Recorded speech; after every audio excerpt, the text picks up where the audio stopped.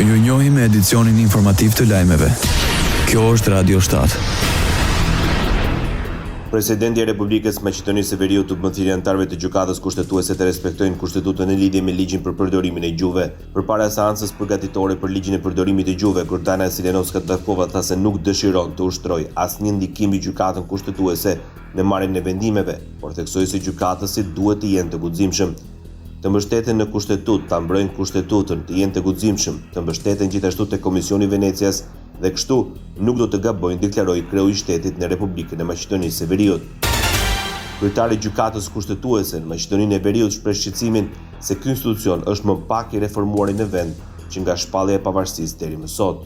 Në debatin mbi nevojën e ligjit të ri për gjykatën kushtetuese, Darko Konstantinovski nënvizoi se një ligj i ri është më shumë se i domosdoshëm me qëllim që t'i garantohet kësaj gjykate pavarësi më e madhe. Në nevojitet një shumicë prej 2/3 që na garantojnë pavarësinë dhe të pengojnë ndërhyrje dhe mundësitë për ndikime politike, deklaroi Darko Konstantinovski, kryetari i gjykatës kushtetuese në Republikën e Maqedonisë së Veriut. Ambasadore Shëbas në Shkup është e mendimit se pavarësisht nëse do të ketë reforma për një ligj të ri krejtësisht të ri, është e domosdoshme që gjykata kushtetuese në Maqedoninë e Veriut të funksionojë në mënyrë të pavarur. Maqedonia e Veriut dhe kushtetuta e saj janë baza për institucionet demokratike në këtë shtet dhe garantuese të drejtave dhe lirive të qytetarëve. Roli i një gjykate kushtetuese të pavarur dhe që ta mbështesë këtë përmes vendimeve të saj është jashtëzakonisht e rëndësishme për një demokraci të shëndosh, tha Angela Aguilar, ambasadore e Shteteve të Bashkuara të Amerikës. Në debat morën pjesë dhe ambasadori i Bashkimit Evropian Mihaili Rokas dhe ambasadora e Gjermanisë në vend. Janë gati ndryshimet në projekt ligjin për Këshillin Gjyqësor dhe projekt ligjin për Prokurorinë Publike në Maqedoninë e Veriut. Ministri i Drejtësisë Igor Filkov informoi në një konferencë përshtyp për agjendën e reformave dhe projekt ligjit e përgatitur nga Ministria e Drejtësisë në 10 muajt e fundit. Filkov theksoi se është hartuar projekt ligji për Këshillin Gjyqësor si dhe projekt ligji për Prokurorinë Publike.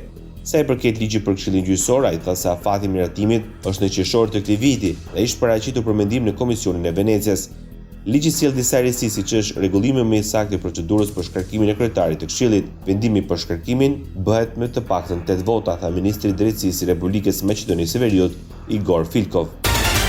Kryetari i Kuvendit të Maqedonisë së Veriut premton se është gati të ndërmarrë të gjitha procedurat parlamentare në lidhje me kryetarin e Komisionit Shtetëror për paradalimin e korrupsionit Tatjana Dimitrovska. Sipas kabinetit të kryeparlamentarit, nëse përmes procedurës gjyqësore konfirmohen konstatimet, atëherë kryetari i Kuvendit do të veprojë pa hezitim dhe do të fillojë procedurën parlamentare përkatëse për shkarkim.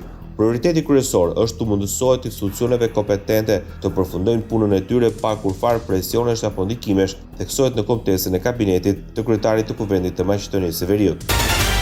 Deputetët e koalicionit Vlen për herë të dytë propozuan Vedat Salin për anëtar në Këshillin e Prokurorëve Publik. Herën e parë në nëntor të vitit kaluar ajo akuzua nga Fronti Evropian se nuk i plotson kushtet e përvojës së punës. Më 23 dhjetor Kuvendi hapi aplikimet për anëtar të Këshillit të Prokurorëve. Ndoqët lajmet shkurt në Radio 7, zëri pozitiv i qytetit.